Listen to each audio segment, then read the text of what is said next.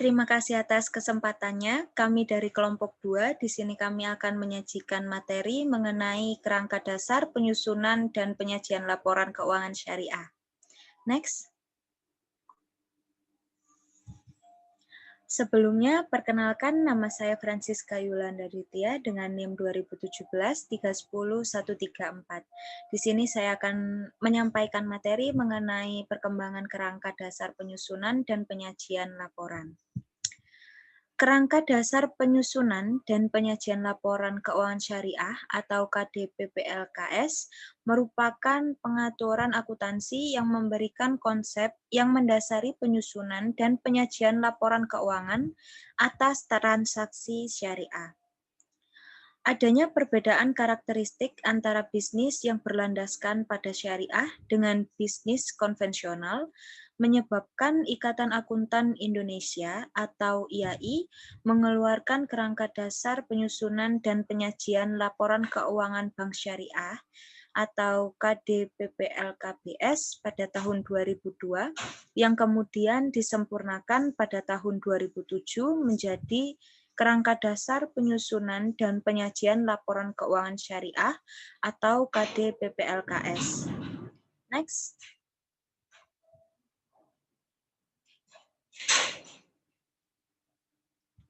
Next. Oke, yang selanjutnya merupakan tujuan dan peranan dari KDPPLKS. KDPPLKS sendiri bertujuan sebagai acuan bagi berbagai pihak. Antara lain di sini disebutkan ada 4 pihak. Yang pertama ada penyusunan standar akuntansi keuangan syariah. Yang kedua ada penyusun laporan keuangan. Yang ketiga ada auditor. Dan yang keempat ada para pemakai laporan keuangan. Untuk yang pertama, penyusun standar akuntansi keuangan syariah. KDPPLKS ini bertujuan dalam pelaksanaan tugasnya untuk membuat standar. Untuk yang kedua, bagi penyusun laporan keuangan, KDPPLKS ini bertujuan untuk menanggulangi masalah akuntansi syariah yang belum diatur dalam standar. Untuk yang ketiga, bagi auditor, KDPPLKS ini bertujuan untuk memberikan pendapat mengenai apakah laporan keuangan disusun sesuai dengan prinsip akuntansi syariah. Untuk yang terakhir, bagi para pemakai laporan keuangan dalam menafsirkan informasi yang disajikan dalam laporan keuangan yang disusun sesuai dengan standar akuntansi keuangan syariah. Next. Untuk yang selanjutnya merupakan paradigma transaksi syariah. Transaksi syariah sendiri berlandaskan pada paradigma bahwa alam semesta diciptakan oleh Tuhan sebagai amanah atau kepercayaan ilahi dan sarana kebahagiaan hidup bagi seluruh umat manusia untuk mencapai hakiki secara material dan spiritual atau falah. Sekian presentasi dari saya, selanjutnya akan dilanjutkan oleh rekan saya. Terima kasih. Baik, terima kasih atas kesempatannya. Perkenalkan, nama saya Miftahatul Qulub Istiqomah dengan NIM 2017-310-139. Selanjutnya akan menjelaskan materi yaitu asas transaksi syariah yang dimana berdasarkan KDPPLK Syariah, asas transaksi syariah berdasarkan prinsip terbagi menjadi 5, yaitu yang pertama, prinsip persaudaraan atau ukhuwah, yaitu transaksi berupa interaksi sosial dan harmonisasi kepentingan para pihak untuk kemanfaatan secara umum dengan semangat tolong-menolong. Kemudian prinsip yang kedua yaitu keadilan atau adalah yaitu menempatkan sesuatu pada tempatnya dan memberikan sesuatu pada yang berhak serta memperlakukan sesuatu sesuai dengan porsinya. Kemudian prinsip yang ketiga yaitu kemaslahatan atau maslahah yang dapat diartikan sebagai transaksi syariah hasillah segala bentuk kebaikan dan manfaat yang berdimensi duniawi dan ukhrawi, material dan spiritual, serta individu dan kolektif.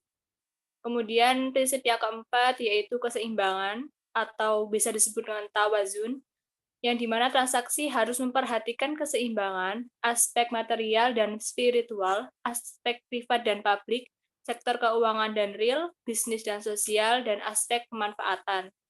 Dan prinsip yang terakhir yaitu universalisme atau syumuliah, yang dapat diartikan yaitu transaksi syariah dapat dilakukan oleh, dengan, dan untuk semua pihak yang berkepentingan atau stakeholder tanpa membedakan suku, agama, ras, dan golongan. Next. Selanjutnya yaitu mengenai karakteristik transaksi syariah yang berupa aktivitas bisnis bersifat komersial maupun aktivitas sosial yang bersifat non-komersial. Nah, untuk ini yang pertama yaitu transaksi syariah komersial dapat berupa investasi untuk mendapatkan bagi hasil, jual beli barang untuk mendapatkan laba, atau pemberian jasa dengan imbalan. Untuk transaksi yang kedua, yaitu transaksi syariah non-komersial, dapat berupa pemberian pinjaman atau talangan, penghimpunan dan penyaluran dana sosial seperti zakat, infak, sedekah, wakaf, dan hibah. Next. Kemudian material selanjutnya yaitu tujuan laporan keuangan. Berdasarkan paragraf 30 KDPP LKS, dinyatakan bahwa tujuan laporan keuangan menurut KDPP LKS adalah menyediakan informasi yang menyangkut posisi keuangan, kinerja serta perubahan posisi keuangan suatu entitas syariah yang bermanfaat bagi jumlah besar pemakai dalam pengambilan keputusan ekonomi.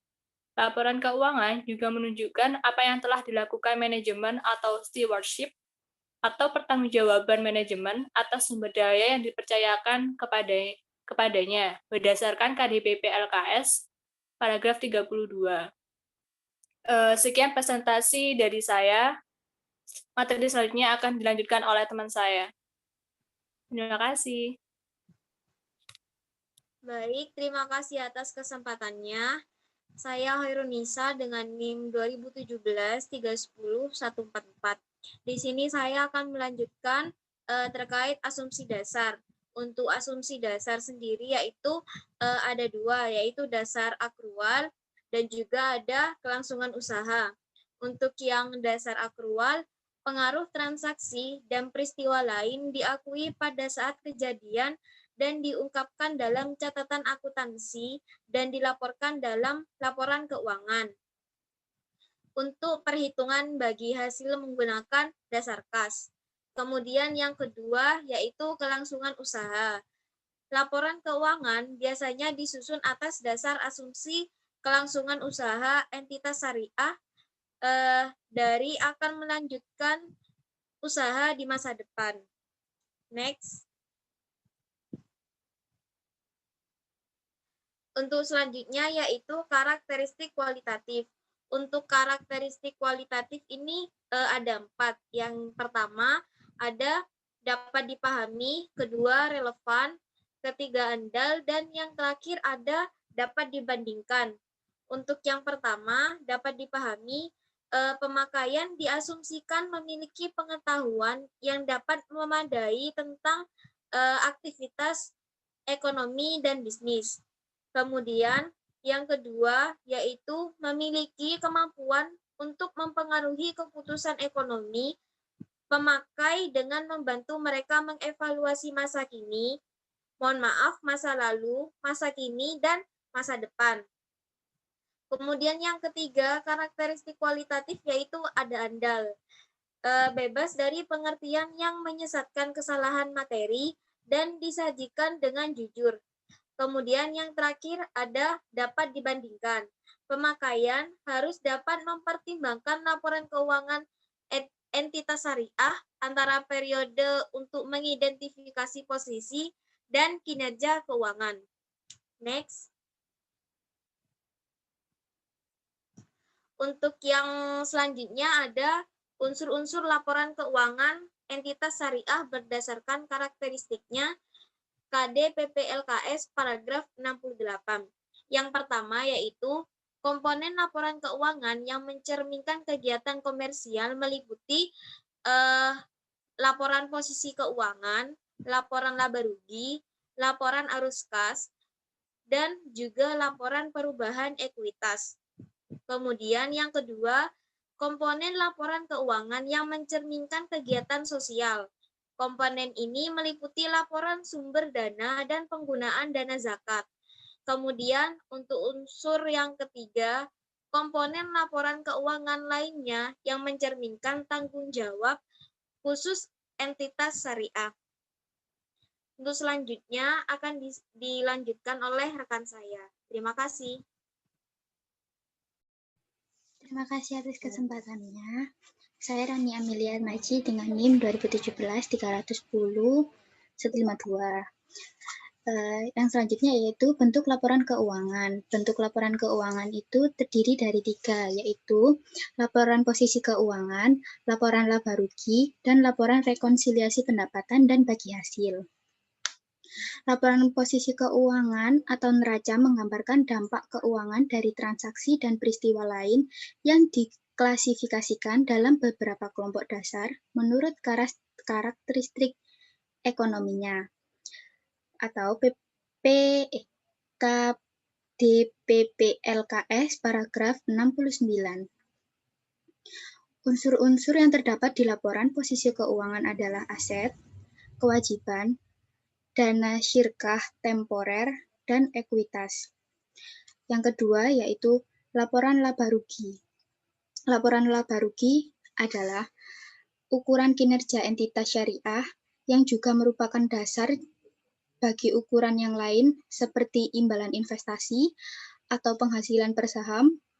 Format umum laporan laba rugi mengacu pada penyajian laporan keuangan syariah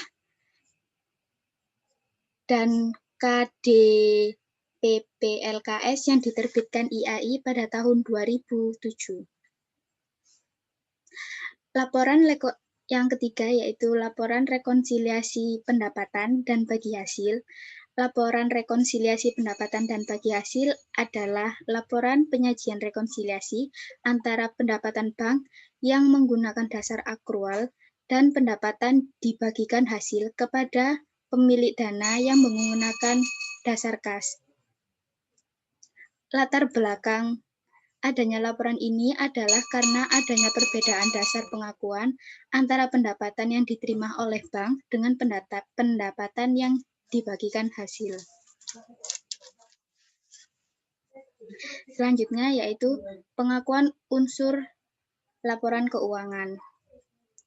Pengakuan unsur laporan keuangan ini terdapat 5, yaitu pengakuan aset, pengakuan dana syirkah temporer, pengakuan kewajiban, pengakuan penghasilan, dan pengakuan beban. Yang pertama yaitu pengakuan aset diakui dalam neraca kalau besar kemungkinan bahwa manfaat ekonominya diperoleh entitas dan mempunyai nilai yang dapat diukur. Yang kedua, pengakuan dana syirkah temporer dilakukan jika entitas syariah memiliki kewajiban untuk mengendalikan dana yang diterima melalui pengeluaran sumber daya ekonomi. Yang ketiga, pengakuan kewajiban diakui dalam neraca kalau kemungkinan pengeluaran sumber daya yang mengandung manfaat ekonomi akan digunakan menyelesaikan kewajiban. Yang keempat, pengakuan penghasilan diakui dalam laporan laba rugi kalau kenaikan manfaat ekonomi masa depan berkaitan dengan kenaikan dan penurunan aset. Yang kelima, pengakuan beban diakui dalam laporan laba rugi kalau penurunan manfaat ekonomi masa depan berkaitan dengan penurunan aset telah terjadi. Selanjutnya yaitu pengukuran unsur-unsur laporan keuangan. Pengukuran sendiri yaitu proses penetapan jumlah uang untuk mengakui dan memasukkan setiap unsur laporan keuangan dalam neraca dan laporan laba rugi.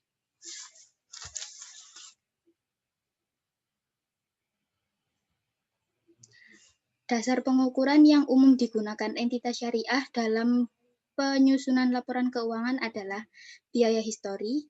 Akan tetapi dalam kondisi tertentu, dasar ini dapat dikombinasikan dengan dasar pengukuran yang lain. Untuk memenuhi kriteria relevansi suatu informasi entitas syariah dapat mengevaluasi aset, kewajiban, dana syirkah temporer secara periodik dengan syarat harus menjamin keandalan. Terima kasih. Wassalamualaikum warahmatullahi wabarakatuh.